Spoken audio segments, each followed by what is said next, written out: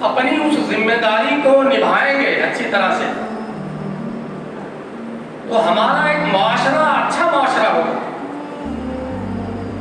اور ایک اصلاحی اور دینی معاشرہ ہوگا. اور اگر ہم اہل ایمان اپنی اس ذمہ داری جس میں کوتاہی برتیں گے، لاپرواہی کریں گے تو کرپشن کا معاشرہ ہوگا، برائیوں کا معاشرہ ہوگا. ہر آدمی، ہر صاحب ایمان اس معاشرے سے ضیق اور نفرت محسوس کرے گا. وہ کیا ذمہ داری ہے؟ آیت کریمہ میں اللہ تعالیٰ نے فرمایا ہے لوگوں جو ایمان لے آئے ہو اپنی ذات کو اور اپنے اہل و عیال کو جہنم کی آگ سے بچاؤ. سرپرستوں پر، والدین پر دو طرح کی ذمہ داری اس آیت کریمہ میں آئی ہے. ایک تو اپنی اصلاح کرنا، اپنے کو مسلمان اور مومن بنا کے رکھنا اور اپنی ذات کو جہنم کی آگ سے بچانا. اللہ تعالیٰ کے احکام اور فرامین پر عمل کر کے جنت کا راستہ اختیار کرنا، یہ ایک ذمہ داری یہ ہے اس کی اپنی ذات سے متعلق. اور دوسری ذمہ داری یہ ہے کہ اپنے اہل و عیال کو، اپنی آل اولاد کو، اپنے کنبہ کو، اپنی فیملی کو، اپنے اعز و اقارب کو، اپنے متعلقین کو جہنم کی آگ سے بچانے کی ذمہ داری. اور اس تمام لوگوں میں سب سے اہم فرق اولاد. یہ اولاد اللہ تعالیٰ کی بڑی عظیم نعمت ہے جس کے سلسلے میں ہم بڑی لاپرواہی برتتے ہیں اور ان کے حقوق کی ادائیگی میں بڑی لاپرواہی برتتے ہیں. یہ اللہ تعالیٰ کی عظیم نعمت ہے اور اسی کے ساتھ ساتھ اللہ کی عطا کردہ یہ امانت بھی ہے.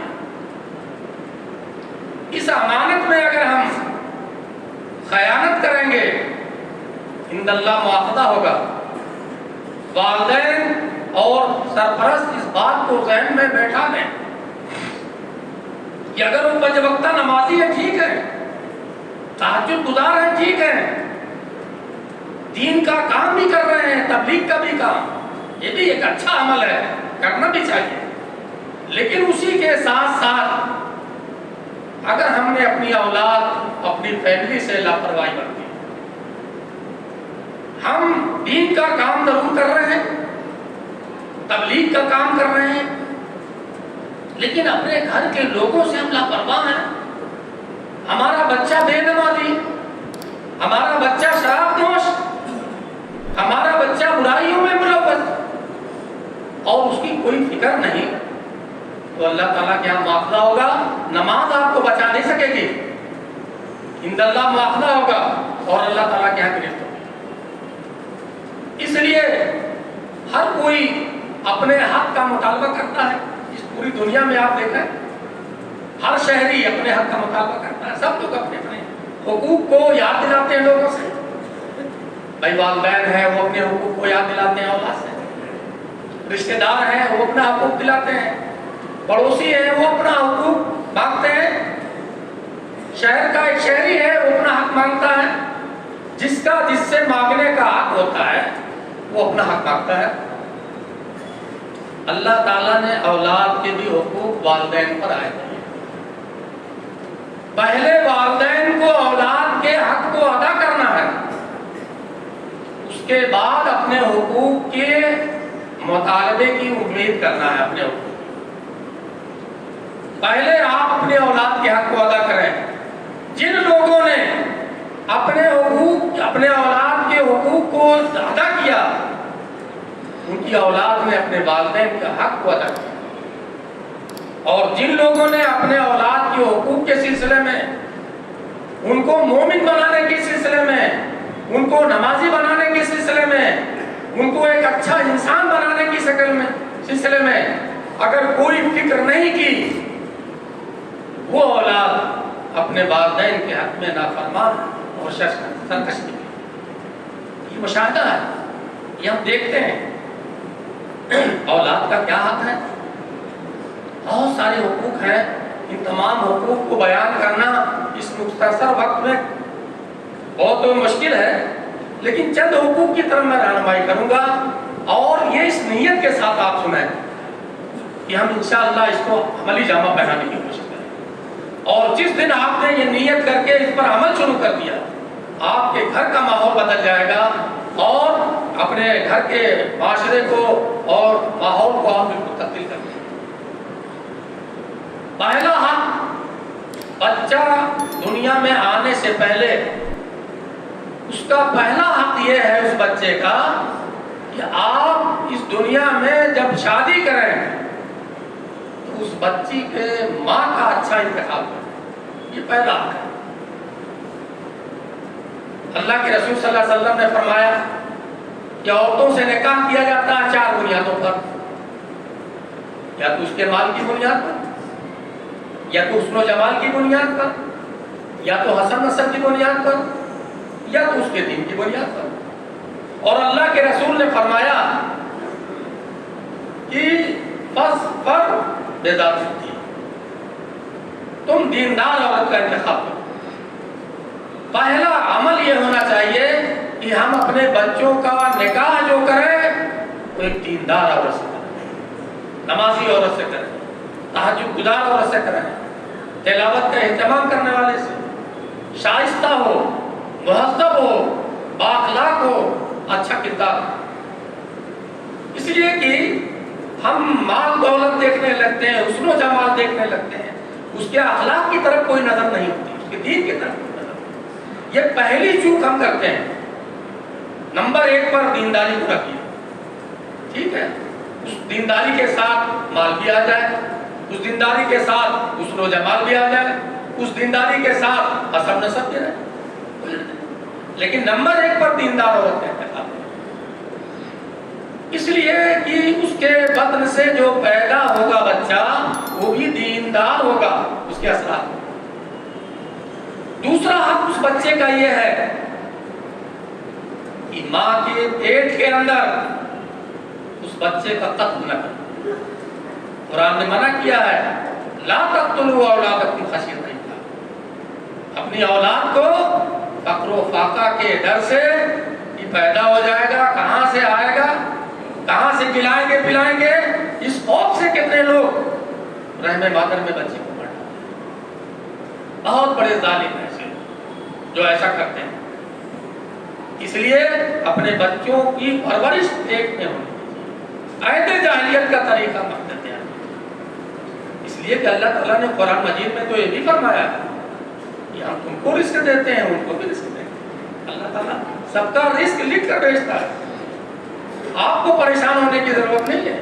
جس نے پیدا کیا ہے وہ اللہ تعالیٰ اس کا انتظام کرے گا۔ آپ کیا انتظام کریں گے؟ آپ کی حیثیت کیا ہے ایک بچے کے انتظام کرنے کی اور اس کے پالنے کی؟ یہ تو اللہ کی توفیق سے آپ کرتے ہیں۔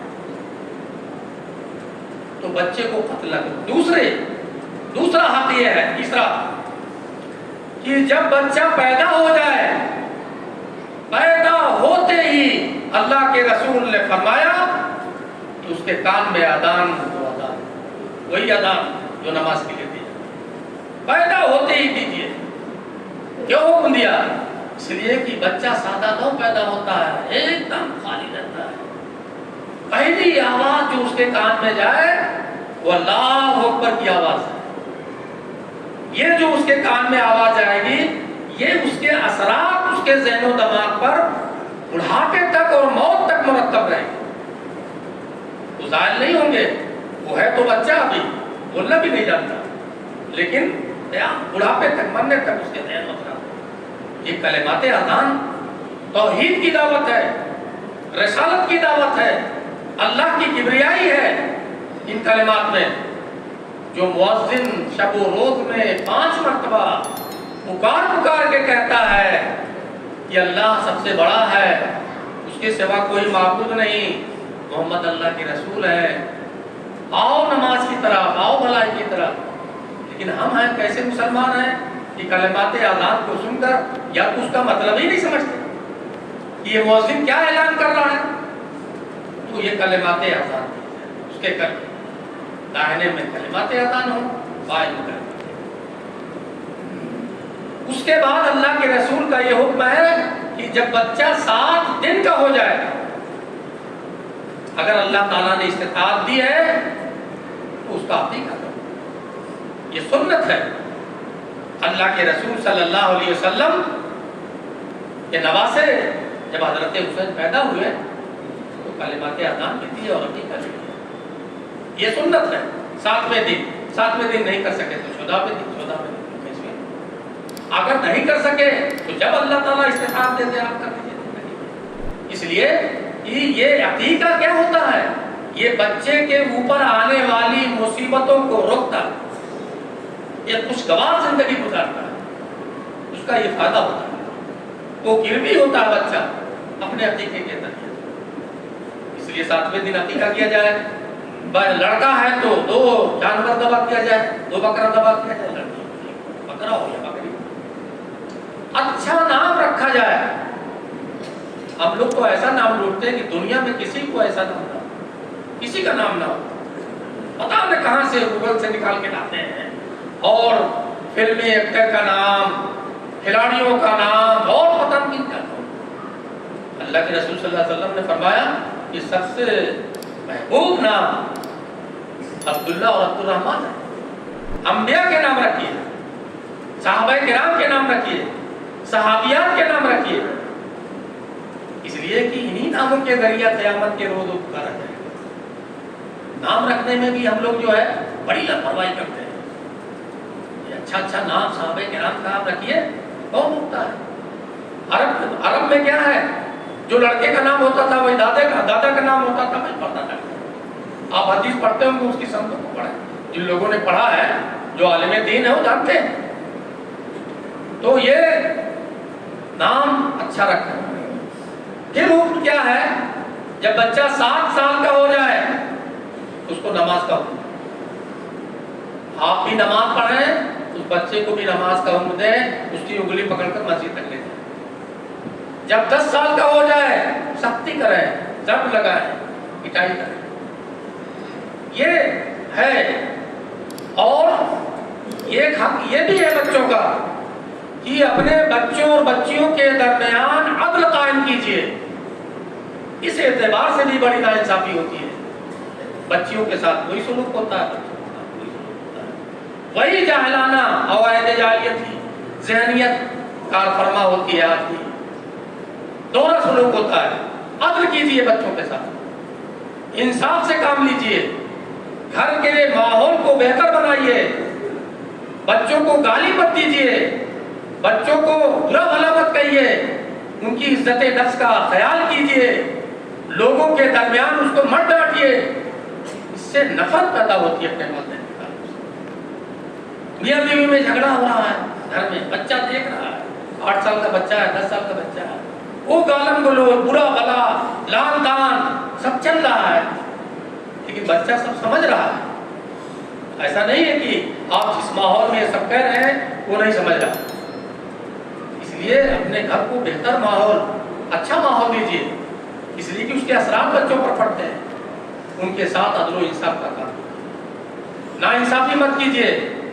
ہمارے بچوں کے ساتھ ناانصافی ہوتی ہے، اگر ایک بچہ نافرمان ہو گیا، ایک بچہ لائق ہے، خدمت کر رہا ہے، ہم جائیداد سے اس کو کیا ہے آپ کر دیتے ہیں۔ آپ کیا چیز ہے اسلام کہ ہماری جائیداد میں اس کا کوئی حق نہیں، وہ ہم کو مانتا جانتا نہیں، وہ نافرمان ہے، ہم اپنی جائیداد سے کچھ نہیں دیں گے، اور کل اٹھا کے پراپرٹی دوسرے لڑکوں کو دے دیتا جو اس کی خدمت کرتا ہے۔ یہ غلط ہے اسلامی اعتبار سے۔ اللہ کے ہاں مواخذہ ہوگا، اگر وہ آپ کی خدمت نہیں کر رہا ہے ان اللہ اس کا مواخذہ ہوگا۔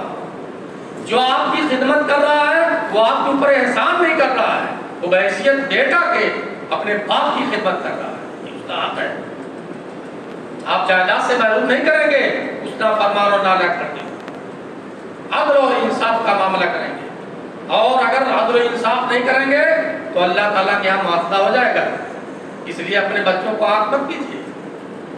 یہ ماحول اور یہ حقوق بچوں کے آپ ادا کریں گے تو بچہ فرما بردار بچہ ہوگا، مطیع فرما بردار ہوگا، اور ان کو دینی تعلیم و تربیت سے ان کو روشناس کرائیے، انگلش میڈیم میں شروع دے دیتے ہیں، 3 سال کا ہوا انگلش میڈیم میں ڈال دیا، کانوینٹ میں ڈال دیا۔ وہ کیا جانے گا توحید کیا ہے، اللہ کون ہے، رسول کون ہے، اور دین کی بات کو کیا جانے گا وہ؟ ابتدائی مرحلے میں تعلیم دینی ہونی چاہیے، دینی ماحول میں وہ پرورش پائے۔ عصری تعلیم دیجیے، اسلام نہیں روکتا، انجینئر بناؤ، ڈاکٹر بناؤ، وکیل بناؤ، سب کچھ بناؤ، اسلام نہیں روکتا کسی علم سے۔ ہر وہ علم اسلام کو مطلوب ہے جو علم اللہ کی معرفت تک پہنچاتا ہے، وہ مطلوب ہے۔ ایک سائنسدان بھی اللہ کی معرفت تک پہنچاتا ہے۔ اس لیے ہم اپنے بچوں کو دینی تعلیم سے آراستہ کرنے کی کوشش کریں اور اچھی تربیت دیں اور ان کی رکھوالی کریں، جیسے آپ اپنے دکان کی رکھوالی کرتے ہیں، کھیت باڑی کی رکھوالی کرتے ہیں، جانوروں کی رکھوالی کرتے ہیں، اسی طرح بچوں کی بھی رکھوالی کرنی ہے، ان کی دیکھ ریکھ کرنی ہے، ان کی نشست و برخاست کو دیکھنا ہے کہ وہ کہاں اٹھتے بیٹھتے جاتے ہیں، نگرانی کرنی ہے۔ اس طریقے سے اپنے بچوں کی ہم نگرانی کریں۔ حدیث میں اللہ کے رسول نے فرمایا کلکم سائل کلکم رائی کلکم مسئول عن رعیتہ، تم میں کا ہر ایک آدمی نگراں ہے اور ہر ایک سے اپنے ماتحت کے بارے میں اللہ تعالیٰ کی بات ہوگی۔ اس لیے یہ ذہن میں رہے کہ اللہ تعالیٰ کے یہاں ہمیں جواب دینا ہے۔ جو لوگ ہمارے ماتحت ہیں، چاہے نوکر ہو، اولاد ہو، کوئی بھی ہو، اگر ان کے ساتھ ناانصافی ہوگی، ان کے حقوق میں کوتاہی ہوگی تو اللہ تعالیٰ ہم سے بات کرے گا اور مواخذہ کرے گا۔ اللہ تعالیٰ ہم تمام کو کہنے سننے سے زیادہ عمل کی توفیق عطا فرمائے۔